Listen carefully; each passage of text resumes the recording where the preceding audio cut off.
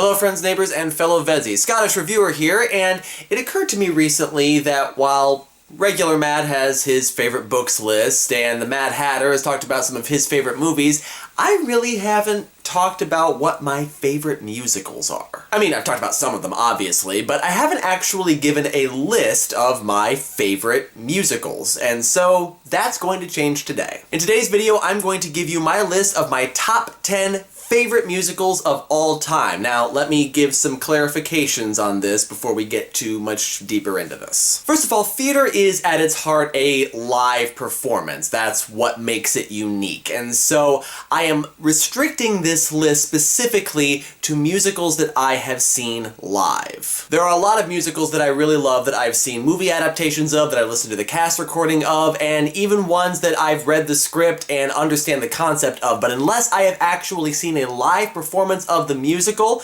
preferably more than one live performance of the musical, it doesn't go on this list. There is another list that I will probably do at some point of my favorite musicals that I haven't actually seen a live performance of, but that's a separate list, and this is for the ones that I've actually seen. Also remember that this is a list of my personal favorite musicals. It's not a list of musicals that I feel are the best by any means, and so if your favorite musical isn't on this list, then deal with it, make your own list, I don't know. So without further ado, my top 10 favorite musicals. Number 10, Company. Sondheim musicals are almost always an exercise in non-traditional storytelling, and Company is no exception. The premise itself is pretty basic. Bobby is a single guy with a bunch of married friends, and he starts thinking about his own love life and why he's not married yet. On its own, that's the plot of what could be a decent, if fairly standard, show about marriage, but Sondheim's music and the structure of the show take it a step further. There's not a story per se, and events don't occur necessarily in chronological order, but there does seem to be a flow to the scenes that we see, and the character of Bobby does exhibit character growth as though he is living out these events out of order himself. The show itself doesn't come to any real conclusions about marriage, and Bobby doesn't find the love of his life or anything like that, but he does learn a little bit about different aspects and different perspectives on marriage from the point of view of someone who's never actually experienced it. And even though Bobby himself doesn't come to any real conclusions about this, he does find some amount of closure from what he's experienced. I discovered this musical at around the time when it seemed like all of my friends were getting married and I was increasingly feeling like the third wheel anytime we would get together, as you do. Conceptual but also relatable, Company may not tell a definite story, but it definitely creates a unique atmosphere, as Sondheim musicals usually do. Number 9,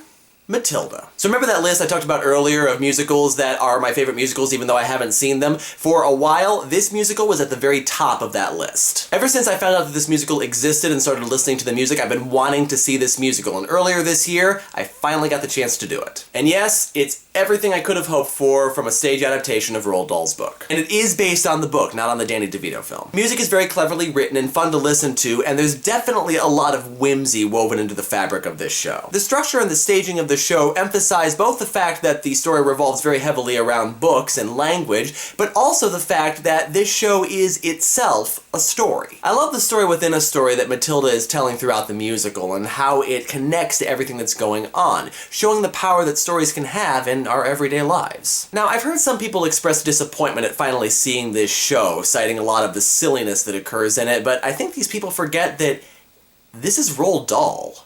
Silliness is part of the deal. The man made a career out of silliness and whimsy and not taking things too seriously. I mean, he wrote a book about a kid who flew away on a giant peach, for God's sake. And if anything, Matilda is probably the most mature book that he wrote in his entire career, which makes a certain amount of sense considering that it was one of his last. And I feel like if Dahl was still alive today, he'd feel like this show did his story justice. Number 8.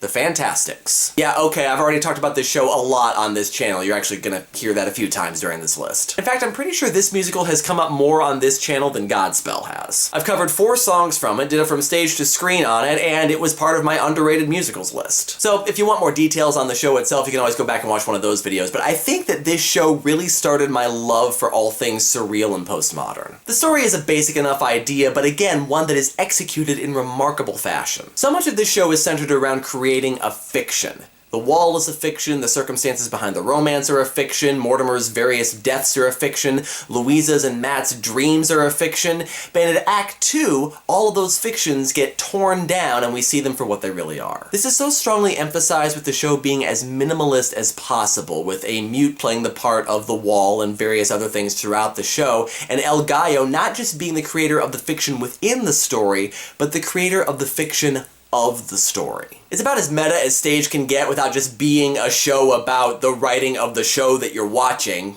which, come to think of it, has also been done, but that's on the other list. And I have to say that because of that, I kind of like that this show is so firmly an off-Broadway show. Broadway itself is a fiction, and I feel like sending Fantasticks to Broadway would be kind of disingenuous to what the show is really all about. It's another reason I feel like the film version of the show just didn't work, and maybe never could have even if it had been done well. But here I am talking about this show again, so go watch my other reviews of it and go see it for yourself. Yeah, parts of it are a little dated, some of them uncomfortably so, but the overall message of the show is absolutely timeless. Number 7.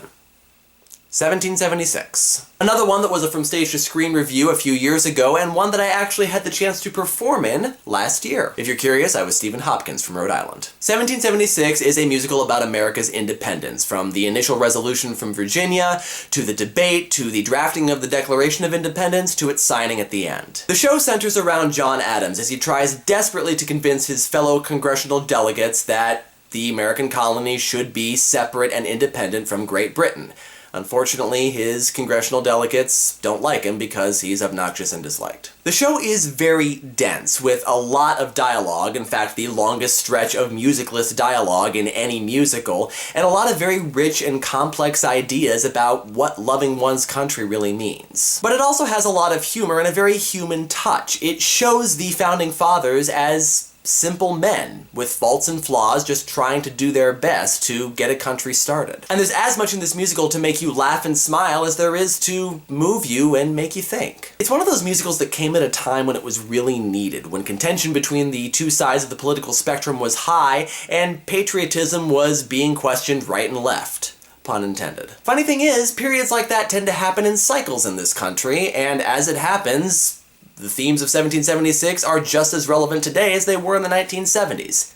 It's kind of like the Hamilton of the 1970s, actually. And just like Hamilton, it's a thoroughly American story and brings to light a lot of the issues that we still wrestle with today, especially the issue of change versus maintaining the status quo, which is not an easy issue to grapple with no matter what side of the political spectrum you hail from. It might be a little dense for some, but for me, it's perfectly balanced between dialogue and ideas and lighthearted comedy and music. And it perfectly outlines my own feelings about my native country. I love the story that it tells, and the way that it tells it. Number 6.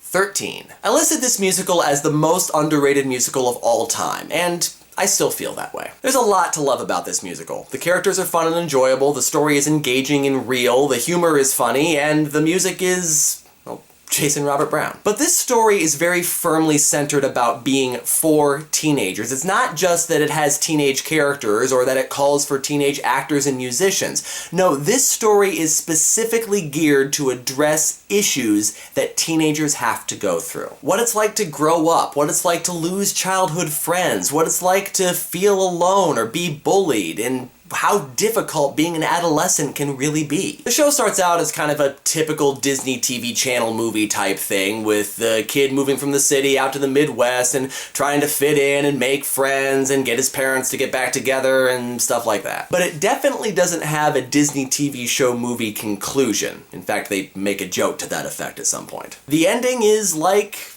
life.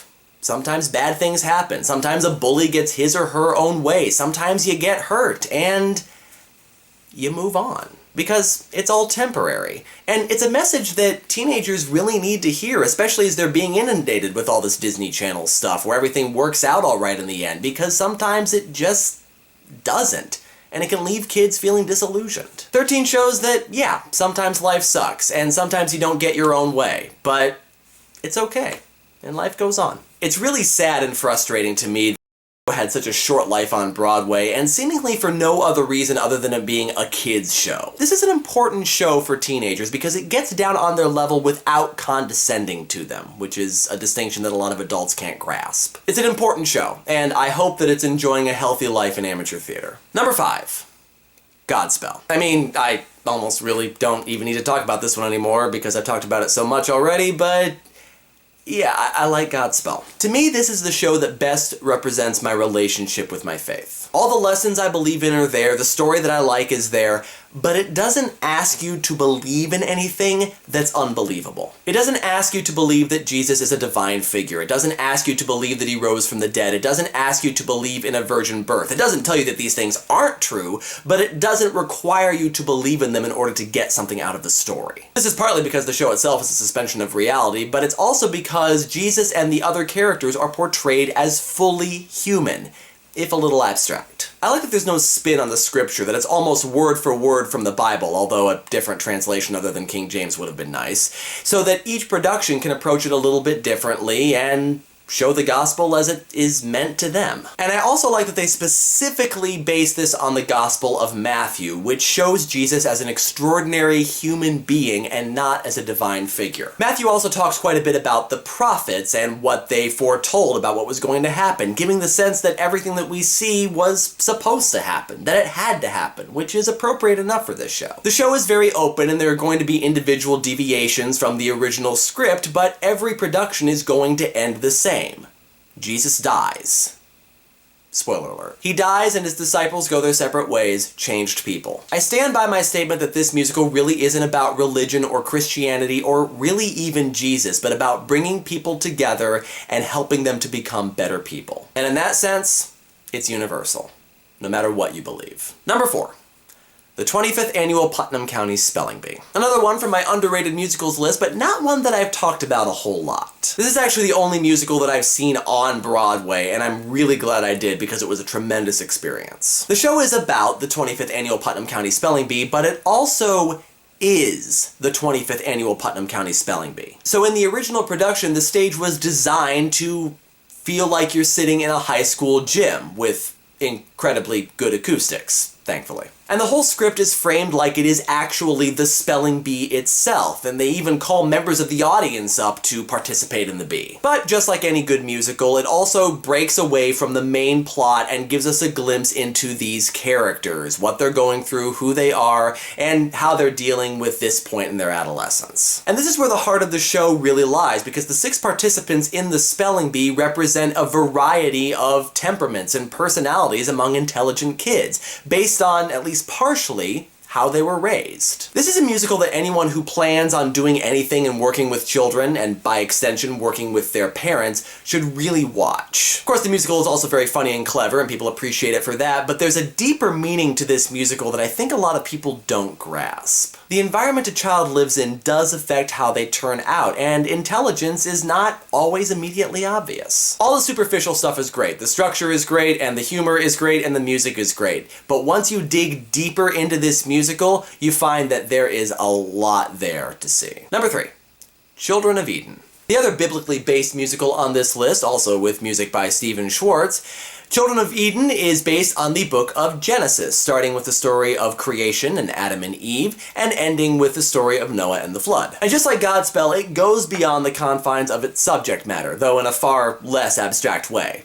Quite the opposite, actually. The show takes the mythical stories from Genesis and puts them in the context of reality, both in the sense that the events are actually happening, and also with the real-world applications that these stories have. At its heart, these stories are about rebelling children, from Adam and Eve first rebelling against God, called Father in this production, to Cain rebelling against Adam and Eve, and finally with Noah's son Japheth rebelling against him. We see 2 types of people in this musical. The followers, the people who love God and who want to follow everything that he tells them to do, people like Adam and Abel and Noah, and the rebellers, the people who have the spark of creation and who want to make their own path, even if it means going against what God wants, people like Eve and Cain and Japheth. And neither of these 2 types of people is portrayed as being bad or wrong or loving God or their parents any less. They just see see the world a little bit differently, much in the same way that children relate to their parents today. And the original production reinforced this cycle by double casting the characters from Act 1 and Act 2. So Adam was double cast as Noah,